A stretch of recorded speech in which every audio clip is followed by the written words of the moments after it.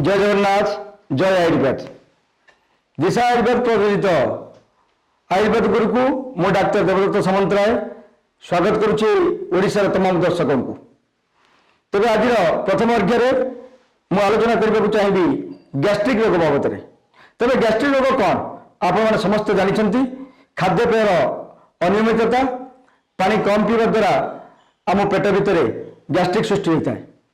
तेज एटा घरेलू चिकित्सा बाबद निश्चित रूप कहना चाहिए।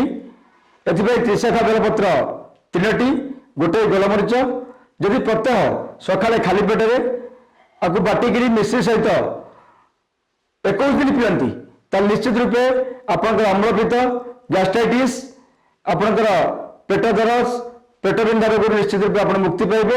एते तिले मात्र संदेह नहीं। आपण माने दिशा आयुर्वेद द्वारा प्रस्तुत गैस्ट्रिक केयर नहीं पारे। ओडिशार विभिन्न संस्था विभिन्न औषध दुकान आयुर्वेद औषध दुकान मिलूँ। आम निश्चित रूप से सफल होइछु। गैस्ट्रिक केयर जब सकाळ गोटे चमच संध्या बेले गोटे चमच खाद्य पर आप नियंती निश्चित रूपे गैस्ट्रिक रोग आरोग्य पाइबे। एवं तत्सहित एक आपण मानू आउ गोटे घरेलू चिकित्सा बाबद कहबी।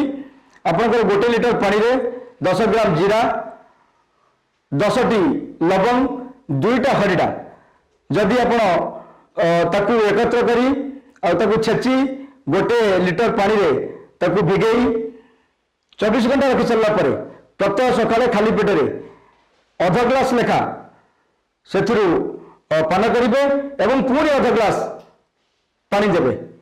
दे सारा पर राति खाद्य पर से अध ग्लास पीबे एवं से अध ग्लास पुणी पानी देवे। यही भागटा आप 15 दिन करेंगे।